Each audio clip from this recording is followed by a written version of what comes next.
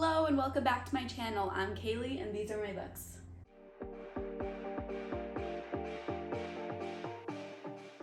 So for today's video, I have a mid-month wrap-up. I'm going to be doing a mid-month wrap-up and an end-of-the-month wrap-up because I read too many books for them to all fit in just one big wrap-up. Like for example, we're halfway through July right now, exactly halfway through, and I've read 15 books already, and that was even with a little slump.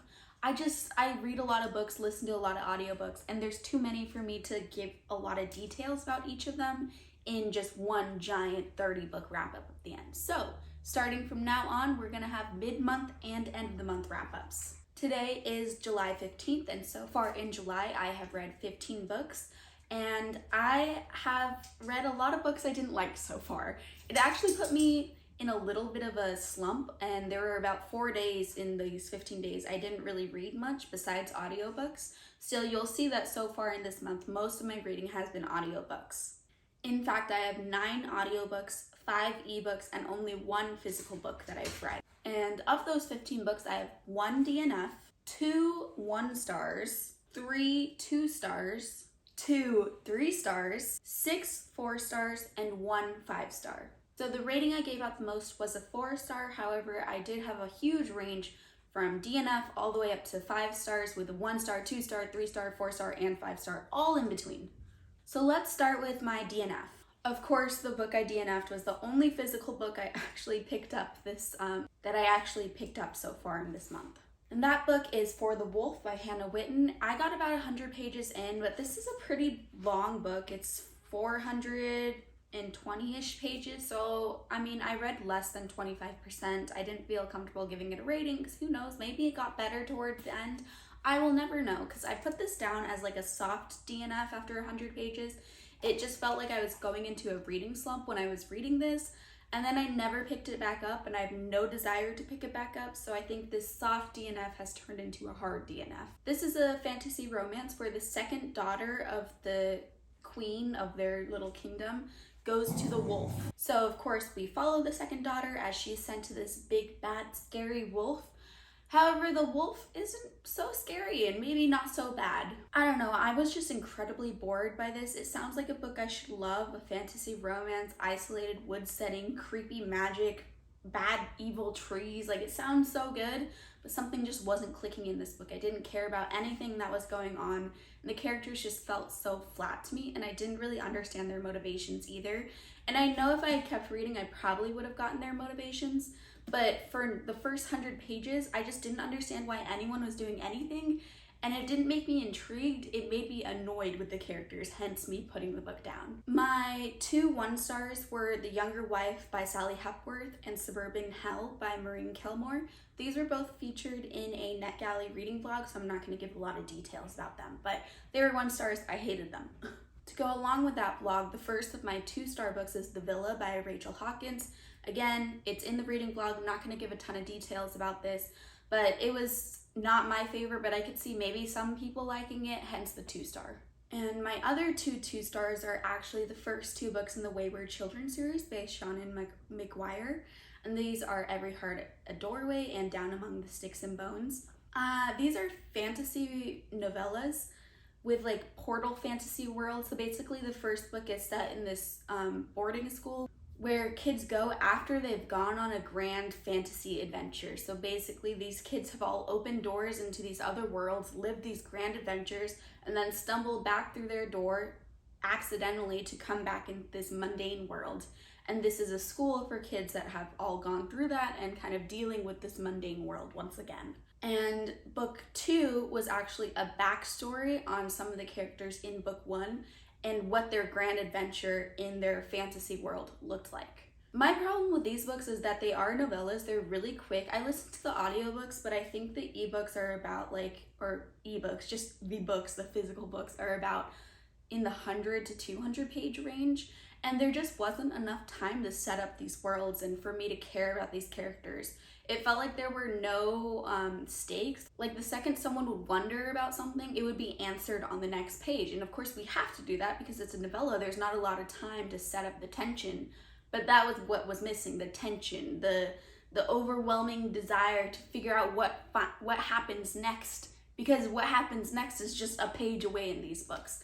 And so I just didn't end up caring about the plot. I didn't care about the characters because, again, there wasn't a ton of character development because it's just a short novella. And I actually think I would have liked book 1 a lot more if I had read book 2 before book 1, because book 2 kind of gave us the backstory on a lot of the characters in book 1. So I would have cared about what was happening in book 1 more if I had already cared about the characters, which is what's set up in book 2. But reading it book 1 and then book 2, it didn't work for me. So I will not be continuing on with the Wayward Children series. I'm super disappointed. So many people love this series and it just wasn't for me. They're too short, I think. So my next book that is a 3-star is Nettle and Bone by T. Kingfisher.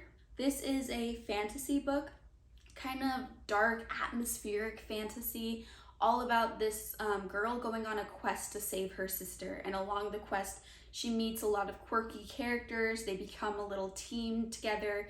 And there's like a demonic chicken, some old women that are kind of maybe powerful, a man who's a little bit handsome, and then the girl who doesn't have any powers sometimes feels inadequate, but she's the one that put all of this together, so she's the leader of the group.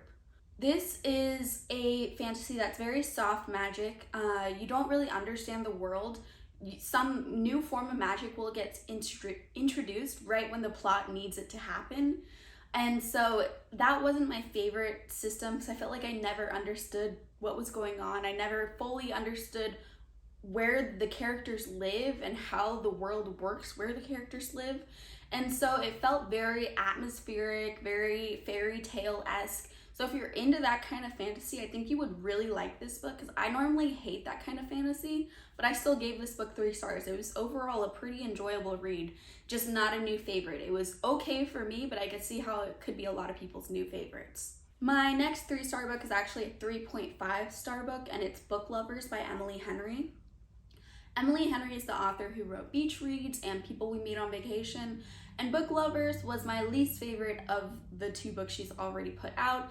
So People We Meet on Vacation is my favorite and Beach Read is my second favorite, but both of those got 5 stars, so I really liked both of them. It's not like I hate one of them, because I think a lot of people either love or hate one or the other, where I loved both of them. This book, however, was my least favorite. It felt a lot more chick-litty than like a normal romance book does. And the romance felt almost like a secondary story to this sister dynamic story that was mostly what was happening on the page. So this follows our main character, who is a New York businesswoman. She is very well respected in her field. She cares a lot about her job. She's the quintessential New York woman. So the main protagonist and her sister go to this small town for a little vacation, and there they run into her rival in the workplace, this man who is also a New York City businessman. They both work in publishing, but they've crossed paths before and they don't like each other. This small town is actually his hometown, and he's there helping out his family, and it's just about the drama that these 2 New York City people get up into this small town. Things I did like about this book, I really liked the main female protagonist. I liked that it was all about this woman who, her job is her first priority, and that's okay for her. This is not a story of her realizing small town life is the life for her. This is just a little vacation she's on with her sister, but New York City is her home. I also really liked the different settings we saw. It was really fun to both explore New York City and this small town. And I did like the romance between the 2 people. I thought their banter was a lot of fun. My major criticism is just that there wasn't enough banter. There wasn't enough romance between these 2 people. I wanted to see more. And instead we delved more into family dynamics, and those family dynamics were a little bit boring for me. But if you're a big contemporary reader, I think you would really like this book. Okay, now moving on to 4-star reads. So these are all books I really liked. A 4-star is a book I super liked, but just not a new favorite, where a 5-star is a new favorite book. The first 4-star book I have is the second book in the Bridgerton series by Julia Quinn. This is the same book that the second season of the Bridgerton show is based off of. I haven't seen the show, but I now have read the first 2 books in the series, and I've really liked both of them. I'm not a huge Regency romance person, but for some reason the Bridgerton books are a lot of fun for me. I know people that like Regency romance don't have the Bridgerton books as one of their favorites usually, but for some reason, they're just a lot of fun for me. I love the setups. I love the dynamics that the characters have with each other and the banter that they have and these ridiculous situations that they get themselves into. It was a lot of fun. My next two 4-star books are actually both part of the same series. So it's Electric Idol by Katie Robert and Wicked Beauty by Katie Robert. These are both romance books that kind of are Greek mythology retellings, but super loosely, like super loose Greek mythology retelling. This is almost just like Katie Roberts is reusing the name, which is fine by me. They're still a lot of fun. Neon Gods is the first book in this series, and I gave that book 5 stars. Definitely still my favorite of the series, but Wicked Beauty and Electric Idol have both been very enjoyable for me. Both got 4 stars. They were just a fun time, but not books I will think a ton about afterwards. Electric Idol plays on the assassin trope. There's an assassin falling in love with his target, and so there's a lot of drama there, a lot of politics happening behind the scenes. And Wicked Beauty has a tournament setting, and some of the people in this tournament falling in love with each other. And it's also a poly relationship, which is a lot of fun to read about too. My next 4-star book is Hunted by Darcy Coates. This was such a fun book. It's a horror book where it kind of plays with a Bigfoot in the woods and hikers go missing, and there's a lot of different points of view we follow, all looking for the same missing girl. And it's so much fun. It plays with one of my favorite tropes, where is this paranormal or is it not paranormal? We don't know if it's Bigfoot or a serial killer or what's going on. It's very fun. Geez, how many times can I describe a book as fun? But that's how I feel about 4-star books usually. They're just a lot of fun, but not like favorites. But yeah, Hunted was a lot of fun. I grew to really like a lot of these characters, and I was shocked by some of the things that happened. The only reason I got a 4-star instead of a 5-star is I felt like the ending wasn't as satisfying as I wanted it to be, but it also didn't annoy me, so it's still a solid 4-star read. It's just if the ending had been slightly better, it could have been a 5-star. And my last 4-star book is Gleam by Raven Kennedy. This is book 3 in the Plated Prisoner series. I've been reading that series kind of back to back. I started with Guild back at the end of June, and then read Glint and Gleam.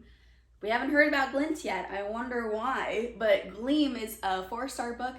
And the reason why I got 4 stars for me is I felt like we backtracked a bit on the character development that happened in book 2 of the Plated Prisoner series.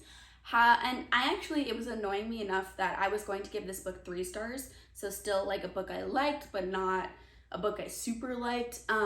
However, the ending to Gleam was one of the best endings to a book I've ever read. It was so epic, so amazing, so satisfying. I loved it so much. And because I loved the ending so much, the 3-starness of the book got bumped up a whole star rating just because of those last like 20 to 30 pages of the book. So yes, Gleam was 4 stars. Most of the time felt like a 3-star, and then at the end felt like a 5-star. So we're giving that book a 4-star. And the next book is actually a 4.5 star, and this is Daisy Darker by Alice Feeney. I really enjoyed this book. This is also featured in that NetGalley reading vlog, so if you want to hear more about this book, go ahead and check out that video. And then my 1 5-star of the month, my favorite book I read this month was Glint by Raven Kennedy, book 2 in the Plated Prisoner series. This book was so good.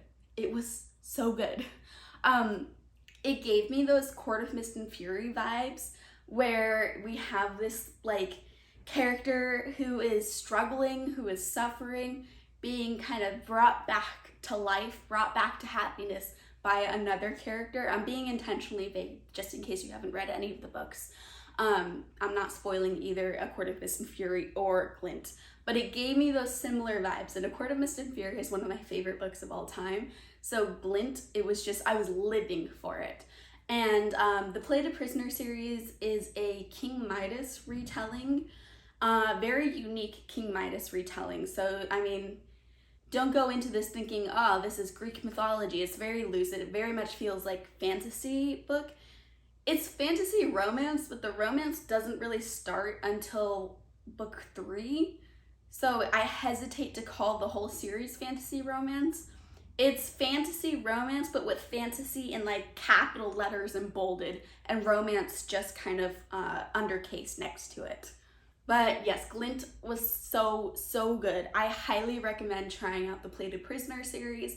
If you're a Sarah J. Maas girly and you need some more books like that, Plated Prisoner is giving me some of those same feelings. They're not similar stories, so don't get me wrong, but the feelings are similar. So yes, that is my mid-month wrap-up. Let me know down below in the comments if you've read any of these books, if you had a good reading month so far, if you have any 5 stars, if you have any 1 stars, tell me everything. I want to hear all about it. Thank you so much for watching, and I'll see you in my next video. Bye!